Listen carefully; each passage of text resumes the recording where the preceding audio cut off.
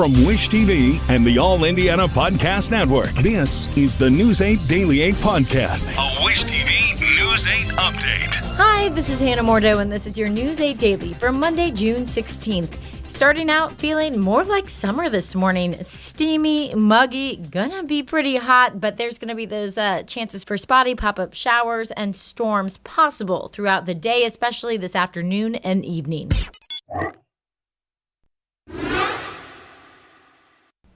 New on Daybreak, authorities say a 2-day manhunt is over. The man accused of assassinating one Minnesota lawmaker and wounding another is under arrest. Ivan Rodriguez reports on what led to the man's capture. One man's unthinkable actions have altered the state of Minnesota. The intense search for Vance Belter coming to an end in the woods in rural Sibley County, Minnesota. The suspect crawled to law enforcement teams and was placed under arrest at that point in time. Belter on the run for roughly 43 hours after authorities say he killed State Representative Melissa Hortman and her husband Saturday at their Brooklyn Park home. The suspected gunman then attacked State Senator John Hoffman and his wife at their house in nearby Champlin. Both survived. I'm very proud to tell you that we took the suspect into custody who is responsible for this. Police calling the manhunt the largest in state history, involving hundreds of detectives and 20 different SWAT teams. Their quick action may have prevented more attacks. If that had not happened, I have every confidence that this would have continued throughout the day. Governor Tim Walz praising law enforcement for their efforts to capture Belter while honoring Representative Hortman. Melissa Hortman was the core of who our values were. Promising justice for the victims of this political violence. And you can rest assured that we will put every ounce of effort that the state of Minnesota has to make sure that justice is served and the individual responsible for this serves the time for the unspeakable act. In Hennepin County, Minnesota, I'm Ivan Rodriguez reporting. The deadly conflict between Israel and Iran is escalating. Overnight missile strikes killed at least 8 more people in Israel and wounded dozens more. And now the country is warning Iran that its capital city will pay a price. U.S. Ambassador Mike Huckabee says one missile fell near the American consulate in Tel Aviv. Huckabee says no Americans were injured. The deadly conflict is entering its 4th day amid international pleas for diplomacy and de-escalation. Iran's health ministry says in total at least 224 people have been killed in Iran since the hostilities began. Mike Pence is among those backing Israel's attack on Iran. The former vice president and Indiana governor told CNN's State of the Union Sunday that America needs to be ready to help Israel reach its end goal. And at the end of the day, if Israel needs our help to ensure that the Iranian nuclear program is destroyed once and for all, the United States of America needs to be prepared to do it, because this is about protecting our most cherished ally. New reports say Israel had a plan to kill Iran's supreme leader before the fighting started, but that President Trump opposed the move. Israel is denying the reports. While oil prices are up a bit this morning, analysts say the conflict could cause gas prices to spike later this week. Amy Kiley reports on oil refineries and how they're damaged in both Iran and Israel. As the conflict between Israel and Iran intensifies, experts say Americans could feel it at the pump. An analyst for Gas Buddy predicts prices could rise more than 30 cents a gallon by July 4th. That's due to the skyrocketing cost of oil. Any kind of conflict going on in the Middle East, or particularly if it escalates, is going to lead to rising oil prices, which will lead to inflationary pressures in the U.S. Some oil infrastructure appears damaged as the two sides exchange strikes. This video is from Haifa, home to Israel's largest refinery, and Iran is one of the top oil producers in the world. They went after oil storage and oil refineries in those depots, as well as, of course, the targeting of gas facilities in Iran South. Experts say the good news is U.S. gas prices were relatively mild before the conflict began. Rystad Energy says the oil market's reaction could be contained and temporary if Iran focuses on military targets. Experts say gas prices would rise much more if it went after the Strait of Hormuz. Goldman Sachs predicts an extended disruption there would push oil prices past $100 a barrel. That's because core OPEC countries need the waterway in order to ramp up production. There's every single day 21 million barrels of oil that flows through the Strait of Hormuz. It's about a fifth of what the world consumes. I'm Amy Kiley for Wish TV and WishTV.com. To the Pacers now. The Pacers are in Oklahoma City tonight for Game 5 of the NBA Finals. The team posted overnight, "The time to respond is now." Pacers spent the weekend preparing after back and forth with the Thunder. Head coach says losing Game 4 was a big disappointment, but it's not something the team is just moving on from. Tyrese Halliburton says the team can't spiral. Game 4 didn't end the way we wanted it to, but the biggest thing is you can't let one spiral into two. You can't take the disappointment of that game and let it be a snowball effect. You got to be ready to go for Game 5 here in, again, a hostile environment. Tip-off is at 8:30. Tickets for tonight's watch party at Gainbridge Fieldhouse are sold out. If you want to watch with a crowd, there are several other options. Fishers is planning an outdoor party at the Nickel Plate District Theater. It starts at 7. Westfield is hosting one at Grand Junction Plaza starting at 7:30.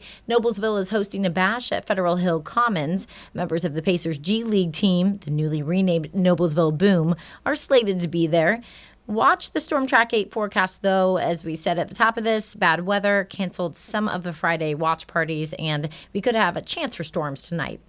Well, Pacers are fighting for a championship. Some of the team's tiniest fans are also fighting. They're at Peyton Manning Children's Hospital. News 8's Hernan Gutierrez went to the hospital and shows us how some Pacer pride is giving families a bit of a lift.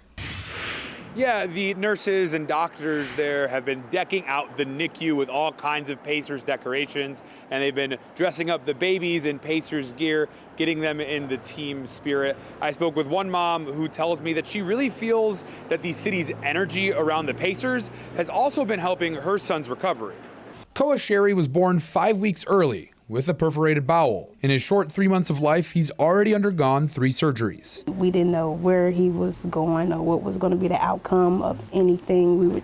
They were just throwing everything at him, where he was on a lot of medication. His mom, Antoinette Frierson, says during his time at the neonatal intensive care unit at Peyton Manning Children's Hospital, he's been sedated, hooked up to 3 separate ventilators, and very close to permanent brain damage. It was a lot. I look at it by me already working inside of healthcare, understanding how things go and just having to be patient. Through his odds-defying recovery, the Indiana Pacers have also been defying betting odds and critics, making it to their first NBA Finals in 25 years. It's something Koa's nurses and doctors have been playing into for him and the others on the NICU. We're a team just like the Pacers are, and everyone has to play their role really for the best outcomes. They've been decked out in Pacers gear, letting their families in on some positivity during a stressful time. Dr. Jonathan Beekler says keeping morale high is an important part of healthcare. Anything we can do to make sure our families are engaged, here, happy to be here, and working together with the healthcare team, we know will lead to our best outcomes. It's not just us taking care of the babies, it's the family too. As a Pacers fan, Frierson says while it may be unfortunate timing, to her, it seems like magical timing. Seeing him so alert and awake and eyes opened and having his game face on.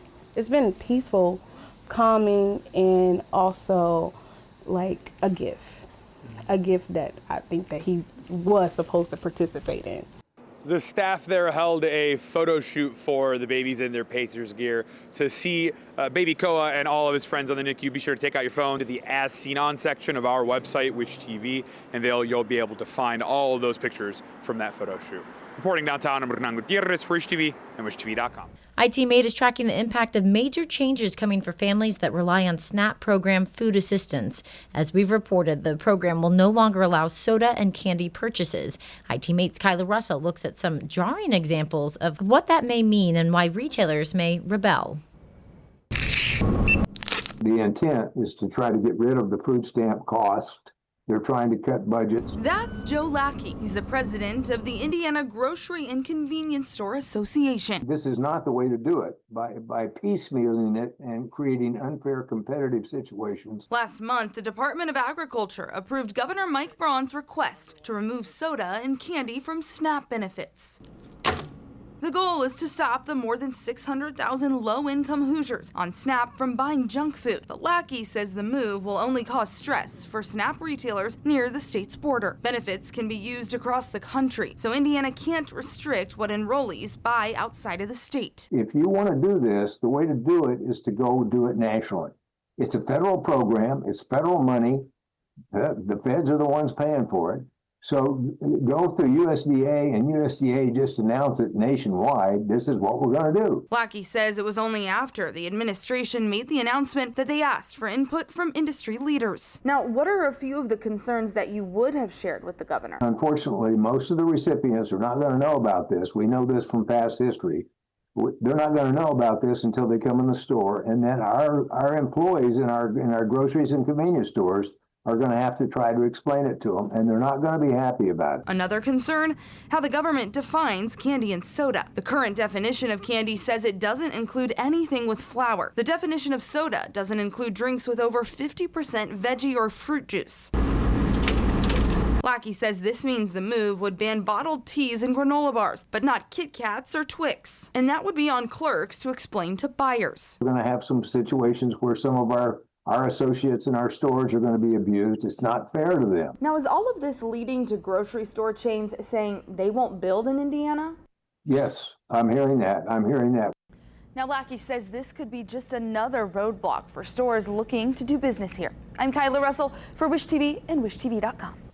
Your statewide news network covers Elkhart County, where police say one person is dead and 11 others are wounded after a number of people fired shots. It happened just after 1 yesterday morning on West Garfield Avenue on the south side of Elkhart. Investigators describe the scene as a large area and say multiple people fired guns. They have not said what led up to the gunshots or exactly how many people fired. They have also not announced any arrests. Police say some of the wounded people are now out of the hospital. President Trump has ordered federal immigration officials to prioritize deportations from cities with Democrats in leadership. A new social media post from Trump says ICE, Immigration and Customs Enforcement, will expand its effort in what he calls the Democratic Power Center cities, including L.A., Chicago, and New York. Advisor Stephen Miller said earlier in the weekend that the goal is at least 3,000 arrests a day. Trump administration has directed immigration officers to pause arrests at farms, restaurants, and hotels. An administration official told the Associated Press Trump expressed alarm about the impact aggressive enforcement is having on those industries. The immigration policy changes come on the heels of hundreds of protests against the Trump administration across the country. The demonstrations included one outside the Hamilton County Courthouse. Organizers leveraged Father's Day, calling it Dads for Democracy. Because you change minds one at a time, and every person that you change is important. The 50-51 movement organized the protests. That's the same group that put together Saturday's No Kings demonstrations. Here in Indianapolis, the crowd at the No Kings protest at the State House spilled from the lawn into the sidewalks and around the block. Organizers say around 7,000 people were there at those protests in Indianapolis, with several speakers taking the stage to say they would not be silent. We're concerned about threats to our democracy, and the middle class is shrinking. There are a lot of problems in Indiana right now and across the country, and Hoosiers are showing up, and it's really heartening to see. This is democracy in action. Organizers say Saturday's event at the State House was one of 54 protests held around Indiana. Thousands of people also attended Indy Pride events downtown over the weekend. Yesterday was the second day of the Indy Pride celebration on the Circle and the concert festival at the American Legion Mall. On Saturday, organizers say around 60,000 people went to the Pride Parade along Mass Ave.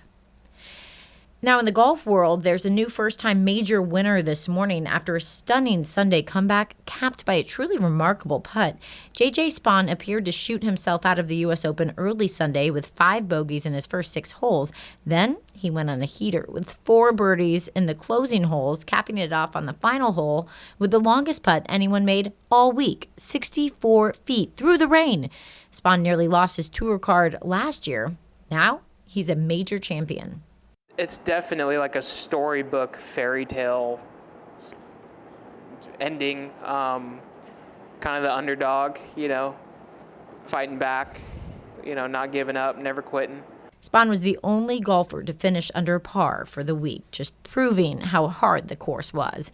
This has been your News 8 Daily from Wish TV. I'm Hannah Mordell. Watch us on Wish TV and WishTV.com. This is the News 8 Daily 8 podcast, a Wish TV News 8 update on demand. For even more, on demand and on the go. Connect with Wish TV on Facebook at WishTV.com and on the free Wish TV mobile app. Thank you for listening. And be sure to like, subscribe, and follow this podcast for updates every weekday morning on the All Indiana Podcast Network and wherever you get your podcast.